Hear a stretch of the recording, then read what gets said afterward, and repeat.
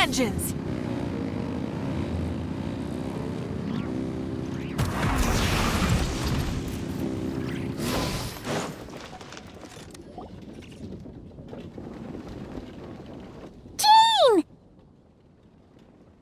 Hello, you two.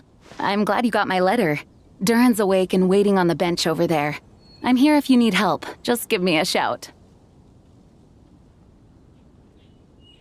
Don't worry about us. We'll be fine. Oh, hey, you two.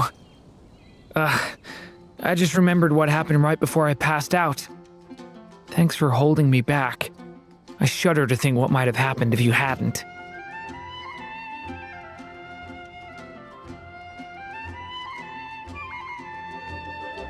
I'm fine now.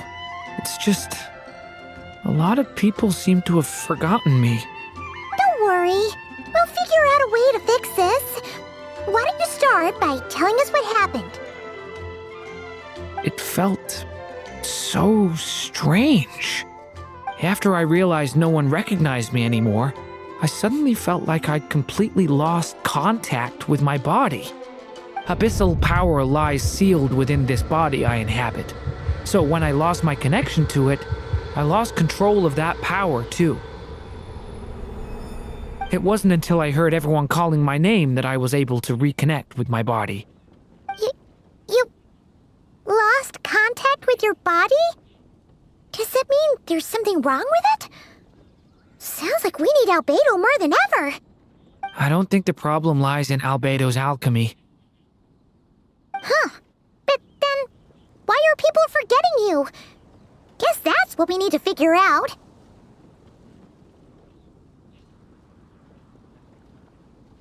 That means we need Alice for sure. But it's been ages and she still hasn't been in contact. Now would be a really good time for a hint. How could the story's budding branches even hope to reach beyond the towering walls? Leaving the castle, the witch went off in search of the tallest, grandest tree in the whole world. High up in the canopy of that tree, she sought a resting place, a refuge where the little sapling might take root. Go to that place, for it was there that the sapling felt its first breath of wind. Huh? Was that another clue? Does that mean the story isn't over yet? Leaving the castle. It just occurred to me. If this story is all about my own experiences, then wouldn't what happened after I left Simulanka be part of it too? But how could she possibly know exactly what would happen? And even if she did, how could we know when the story was complete? Yeah. Since we can't reach Alice right now, we'll just have to get to the bottom of this ourselves. But first, we gotta figure out where this riddle wants us to go. The tallest, grandest tree in the whole wide world. Huh. The only place that ever gave me that feeling was the one I ended up in right after leaving Simulanka. They had great coffee there, too. And so many books you'd never run out of things to read.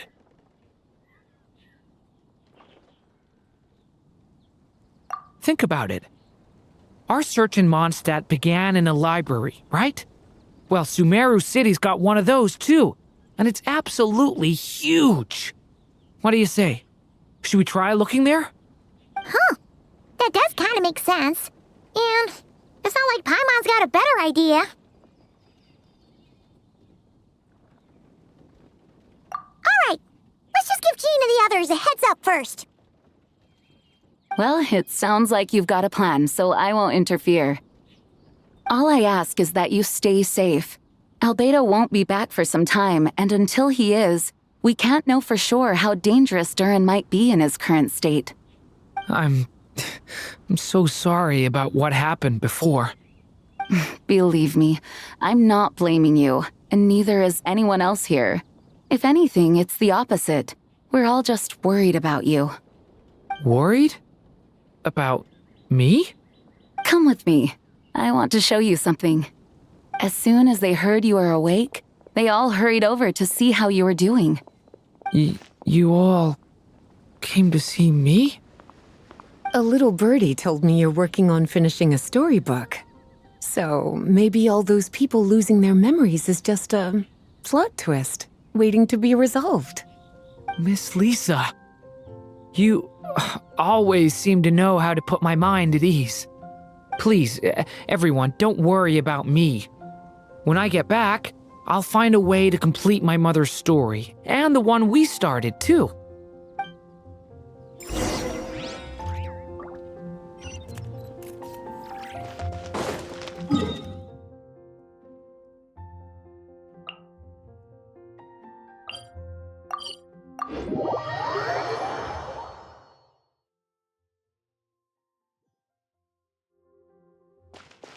Try and stop me!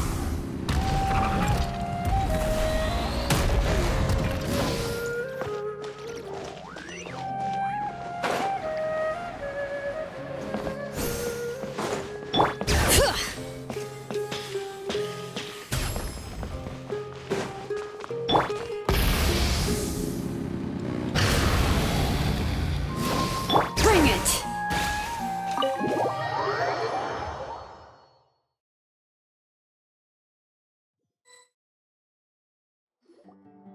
Whew. After the library hunt in Mondstadt, it's not as if Paimon was expecting this to be easy. But this... yeah... this is something else. Where do we even begin? Even the clue this time seemed kind of cryptic.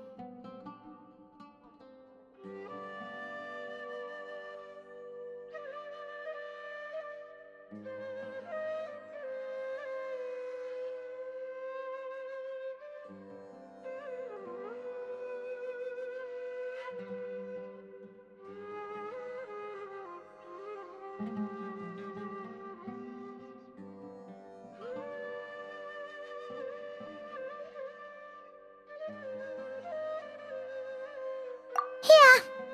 Guess the best we can do is stay on the lookout for more weird things going on.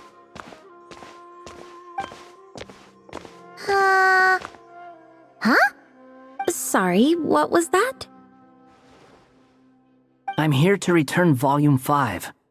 According to the catalog, Volume 5 of this series is not available for loan. I can't accept the return of a book that was never checked out in the first place. Let me put it this way. My copy is complete. Yours, on the other hand, is missing large amounts of content. So you should swap it for mine instead. Sir, you have to understand. Managing a library is a serious business, and we have protocols in place for this kind of thing. I can't just replace an important volume in our collection based on nothing more than your word.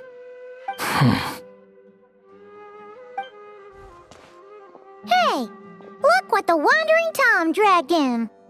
Oh, it's you. And, what is it you're doing here? I'm a traveling scholar, as you know.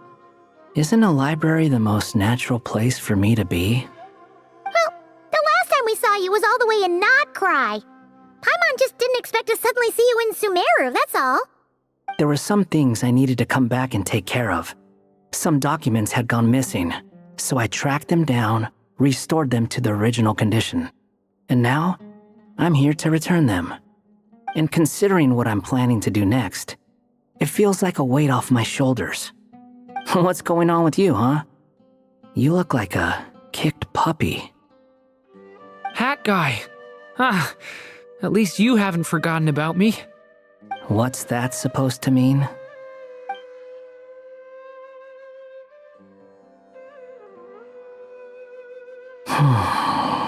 So it's been getting worse. Sounds like you know something we don't. After he left Simulanka, he spent some time traveling Sumeru with me.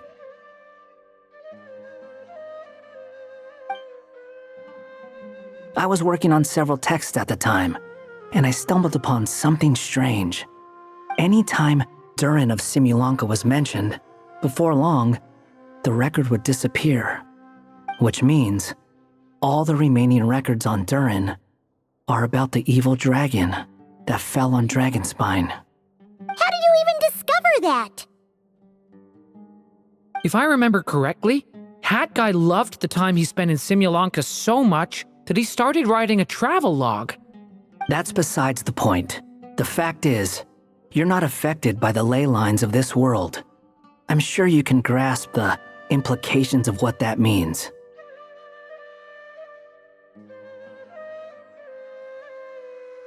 His case is different from mine. It's more like the world itself refuses to accept his existence. It started with a few written records, but now it sounds like it's spread to people who never met him or didn't know him well. At this rate, the whole world might forget him altogether. The whole world? But that includes all my friends in Mondstadt, and even Hat Guy, too. So that's what you've been worried about all this time? Why didn't you just tell me? There are more important questions right now, like figuring out how to fix this.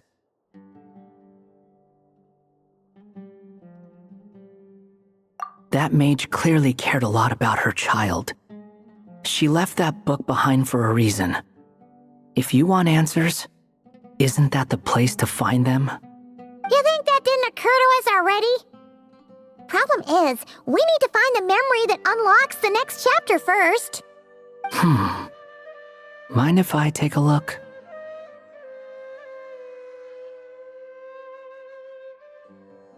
I just want to know what secrets this book is hiding.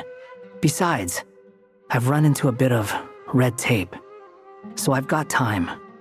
Of course. Be my guest.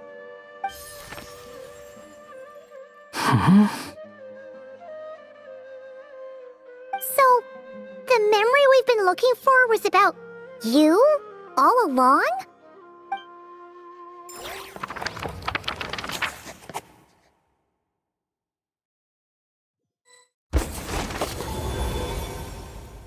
The little dragon became companions with a stray cat with dark blue fur. It was a friendship born of all they had in common. He left his castle at the stray's invitation, setting out to explore the world beyond its walls. There, he grew fond of the outside world, eager to make friends and share the story of his life. Taken by the dragon's story, the stray tried to write it down. But he soon realized that no matter how he tried, it would always warp into the evil dragon's tale.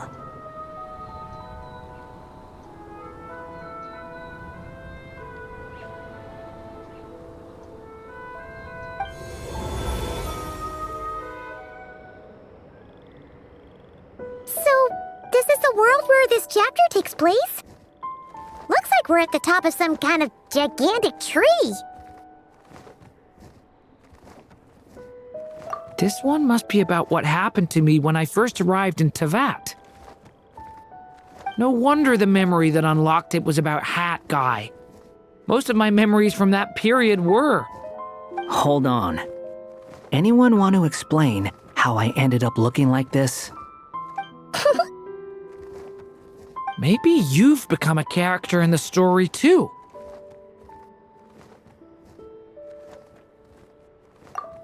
You see me as a stray cat? A wandering Tom, to be exact. You should count yourself lucky. Of all Durin's friends, your character is by far the most memorable. Maybe it's because I've known Hat Guy for longer, so my impression of him is more vivid than the others. Vivid? Then how come you haven't changed one bit? Guess that means the impression the Traveler left was so vivid, it didn't need changing.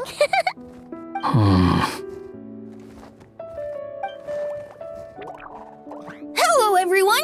Ready for today's adventure? It's the storybook, Durin! Oh. So you're not playing yourself in this one?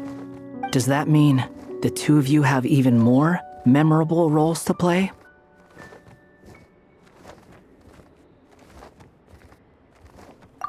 are we going today, kitty cat? Whatever. Just follow me. Same as always. Okie dokie. Can we chat along the way? If you have something to say, just say it. Was that seriously how the two of you communicated when you first got here? Yep. Anyway, how do we get ourselves out of here? Usually, the narrator gives hints to help us figure out what to do.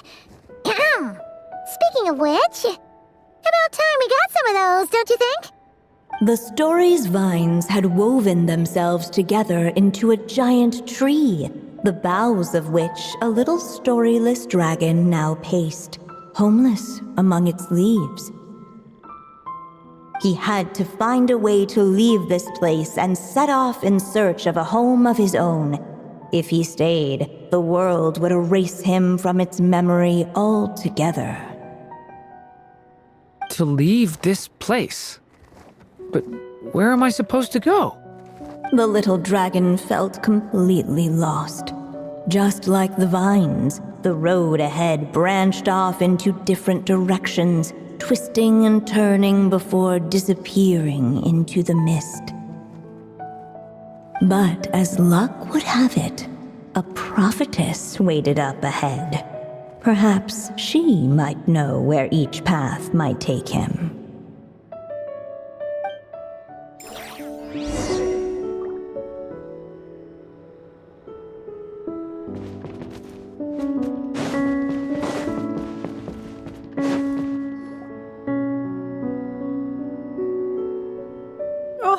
You must be the little lost dragon. It's true. My friends and I are lost. This meeting was no accident. The prophetess was in fact the seer witch, here to present her promised gift. The seer witch? Oh yeah! That's Mona's teacher, right? The old hag?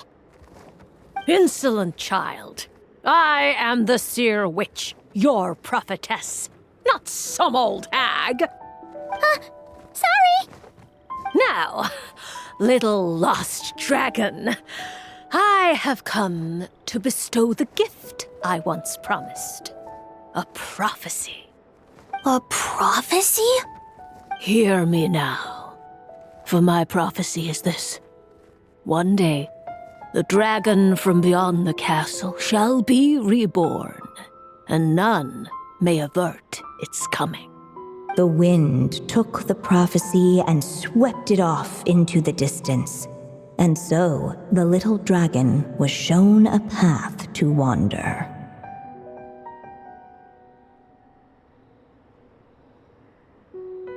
As far as I remember, once that alchemist from Mondstadt learned about the prophecy, he chose to stand with you against the evil dragon. So, what does any of this have to do with you being forgotten? Oh, wise witch of prophecy! Could we trouble you with another question? As enigmatic as she was elegant, the seer witch spoke no more, for her thoughts had long since returned to the starry firmament above. Just when we actually needed her. The seer witch was my mother's friend, so the prophecy she just gave should turn out to be helpful. Well, it's not like we've got better options. But if all we need to do is leave this place, which path should we take?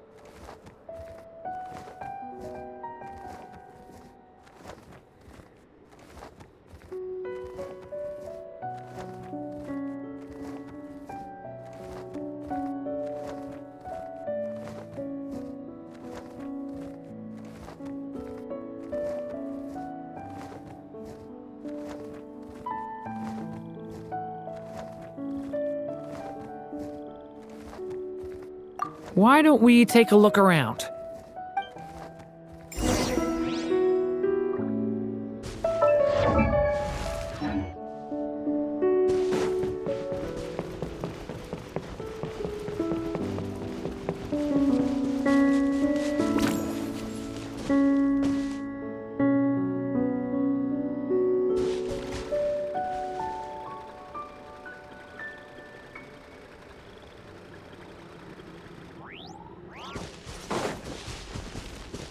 The wind kept blowing, but the little dragon had not yet resolved to follow it.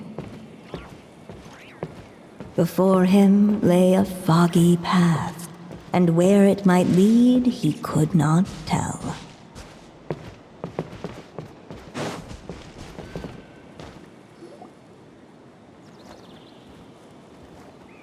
If we go this way, we'll be heading back to Mondstadt, just like we planned. Out of all the options so far, this seems like the safest, right? At least we know what happens next. He helps stop the evil dragon from returning, gets a new body, makes a whole bunch of friends, who all just forget about him. But you didn't forget, Hat Guy. I'm just saying, choosing this path wouldn't solve the main problem. You'd still end up being forgotten. Huh.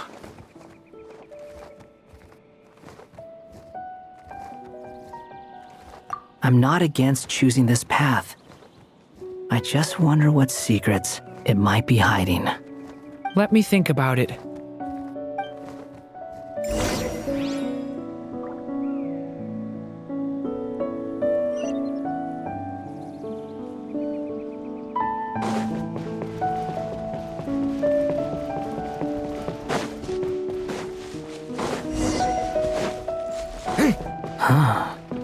Looks like there's another path over here. The secrets he sought led the stray to discover another path forward. It seemed to lead away from this place, but each time he tried to follow it, the branches of the tail sent him back to the start. So the author managed to work this book into the story too. I'll hand it to her. This book is fascinating. What's going on here? When I first realized you were being forgotten by the world, I thought it might be because you spent too much time with me. In which case, the only hope of a cure would be to cut our ties for good. What makes you think that? Once upon a time, the stray tore apart his own story and was forgotten by the world beyond the castle. He believed the story had cursed him, and that his misfortune had rubbed off upon the little dragon. The story's curse.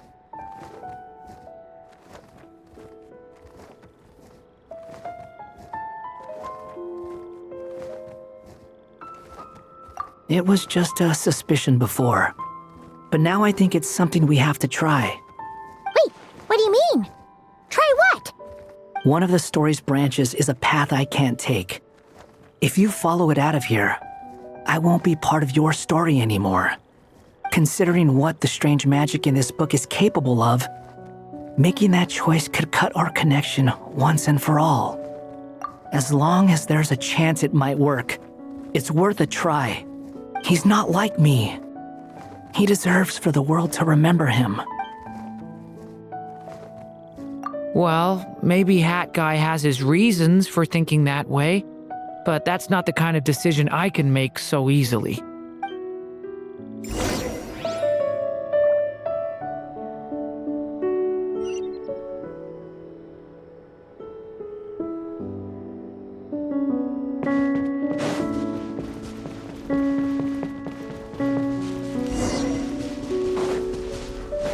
The wind kept blowing, but the little dragon had not yet resolved to follow it. Before him lay a foggy path, and where it might lead he could not tell.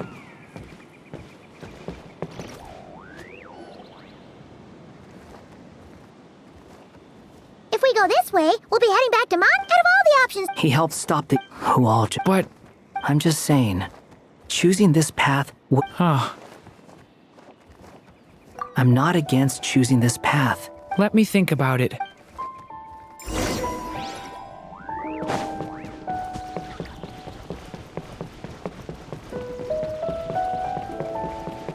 I still think you should keep going, little dragon. If you leave the castle, you can accomplish something amazing and make a bunch of friends along the way. Really? Then let's go! Unable to preserve his story, the little dragon wandered astray. Fortunately for him, a certain prophetess had left behind a prophecy to guide him. The wind took the prophecy and swept it off into the distance, and so the little dragon was shown a path to wander. Following the wind's guidance, the little dragon made his escape.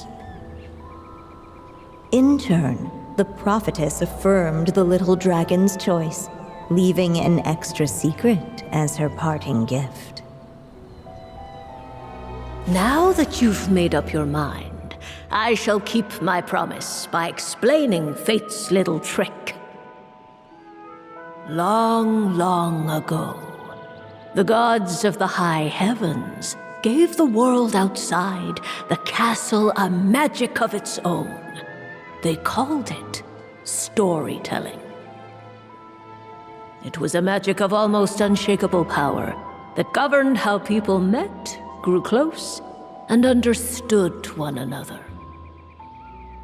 Each person had a story meant for them and them alone, one whose ending was written in the heavens long ago.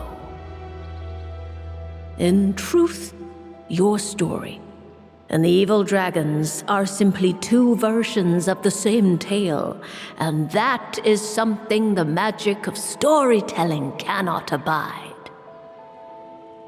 Beyond the castle's walls, your story cannot take root, for the evil dragon's tale has done so already.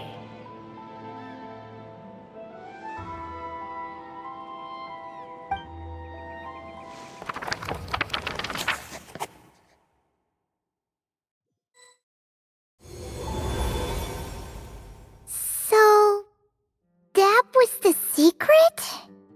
Huh.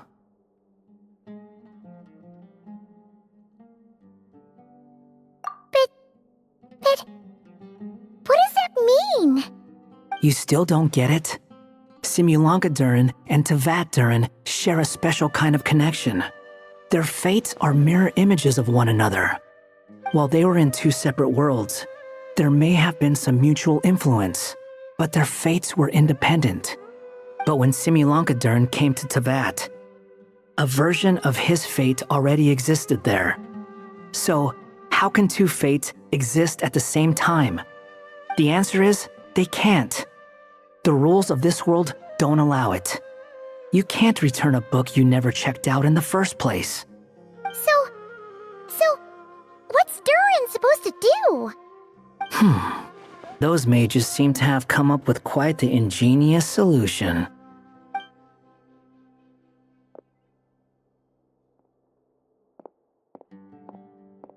I'm here to make a return. As I said, there's no record of Volume 5 of this series ever being checked out. Then just think of this as Volume 6.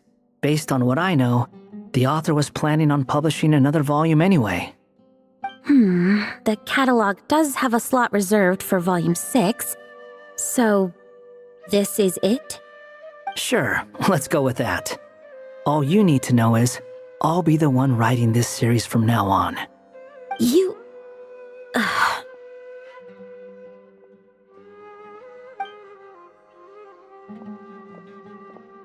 What are you up to this time? Remember the red tape I mentioned before? Well, I just took care of it. Now, I guess you'll be off to see your alchemist friend? It should be pretty obvious by now. He has the answers you're looking for. Well, we do have a whole bunch bunch of things to confirm with Albedo, that's for sure. But didn't Gene say he'd be gone for quite a while? I'll join you. Just let me know when it's time to go. Hat guy? Don't sound so surprised. I'm part of this story too, aren't I? I'm just playing my role. Well, yeah. But it's not that. I just feel like you want to help, but something's holding you back. When I first realized you were being forgotten by the world, I thought it might be because you spent too much time with me.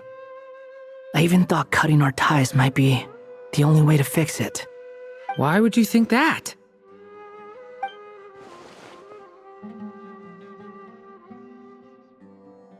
It doesn't matter now.